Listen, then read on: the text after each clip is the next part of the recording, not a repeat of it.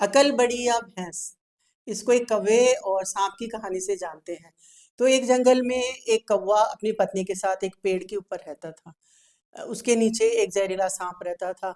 तो वो दोनों बेचारे बहुत डरे हुए रहते थे। वो जब भी अ, वो अंडे देते तो वो सांप इतना शैतान था कि ऊपर चढ़ के और वो सारे अंडे निगल लेता।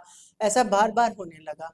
जब ऐसा बार बार होने लगा तो कौवा बहुत दुखी हुआ। वो अपनी पत्नी से बोला कि इस तरह तो हमारी आगे की जो पीढ़ियां हैं वो कभी भी पैदा नहीं हो पाएंगी, क्योंकि ये तो सांप हमेशा ही इसको खा जाता है। पत्नी भी बड़ी दुखी थी। उसने कहा कि हम इससे कैसे जीत सकते हैं, हम तो बहुत कमज़ोर हैं इसके मुकाबले में, ये बहुत ताकतवर और जहरीला है।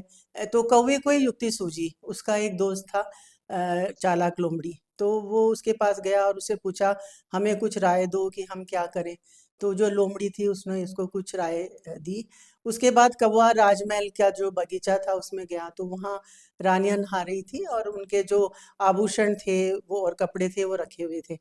तो कौवे ने क्या किया कि एक जो हार था, सोने का नौला का हार, उसको अपनी चोंच में उठा के वो उड़ चला। जैसे ही वो उड़ चला तो जो सिपाही थे वो उसके पीछे पीछे भागे। जब वो सिपाही उसके पीछे पीछे भागे तो वो जो कौवा था वो उड़ता उड़ता आया और उसने सांप के बिल के अंदर वो जो हार था वो डाल दिया।